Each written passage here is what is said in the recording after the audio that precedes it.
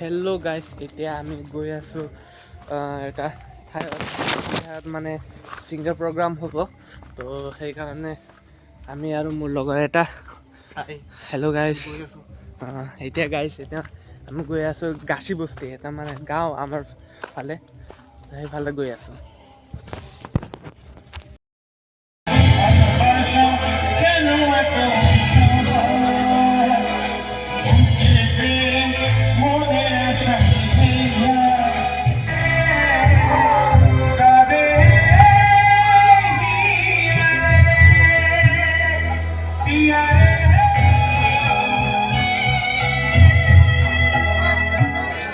অথনি পাঁচজনটো গ'ল জেলত, কিন্তু তথাপিও তেওঁলোকৰ জেল মই বিচৰা নাই। মই বিচাৰিছোঁ কাৰণে মৃত্যুদণ্ড হ'ব লাগে। সেই ক্ষেত্ৰত মই আছোঁ। আমাৰ গোটেই মিউজিচিয়ান, আমাৰ গোটেই ছিংগাৰ যিমানখিনি আছোঁ আমি একেবাৰে নকলে আমাৰ 18,000 মানুহ আছোঁ আমি।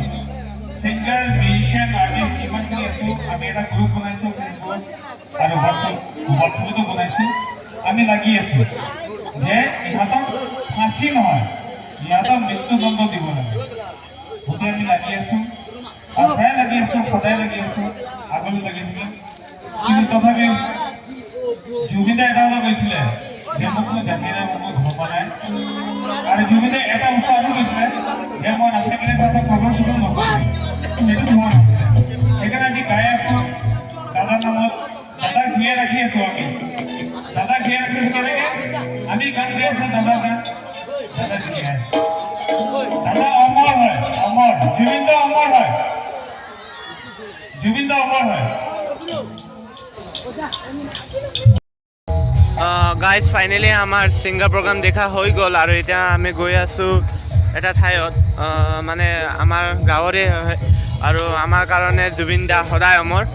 কমেণ্টত জনাই দিব, জাষ্টিছ ফৰ জুবিন দা, আৰু উচিত ন্যায় লাগিব লাগে, যেনেকৈ আমাৰ ছিংগাৰ দাই কৈছিলে। এতিয়া আমি গৈ আছোঁ আৰু এটা মন্দিৰলৈ। তো ঠিক আছে, এতিয়া গৈ আছোঁ, আপোনালোকে ভিডিঅ'ত চাই থাকিব। গাইজ, এতিয়া আমি মানে বাইক দি গৈ আছোঁ। গাইজ, ইমান ঠাণ্ডা লাগি আছে নহয়, কি যে ক'ম আপোনালোকক। আৰু ৰাতিও মানে বহুত 11:12 হৈ গ'ল। অলপ টাইম চাম, আৰু প্ৰগ্ৰামটো মানে অলপ চাব লাগে ন, এনজয় কৰিব লাগে। আৰু ইয়াত চাওক,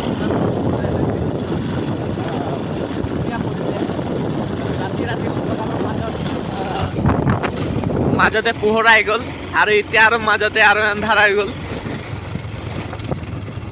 তো এনেকাই আমি গৈ আছোঁ, ৰাস্তাও ইমান বেয়া, চাব পাৰে। স্মৃতি দাস, তোমাৰ উজ্জ্বল ভবিষ্যৎ কামনা কৰিল।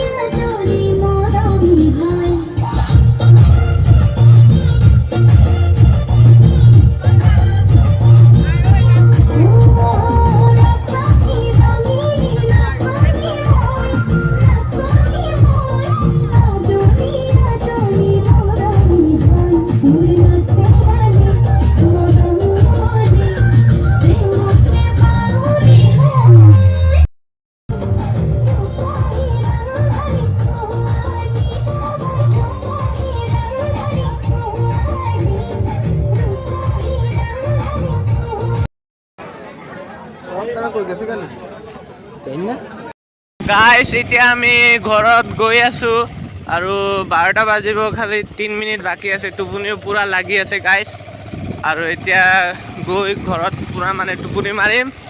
পিছত আৰু কালি এটা নতুন জাৰ্ণি ষ্টাৰ্ট হ'ব, মানে কালি হোজাই যাম। তো আপোনালোকে ভিডিঅ'ত নেক্সট ব্লগত চাই থাকিব। তো অ'কে, বাই বাই গাইজ।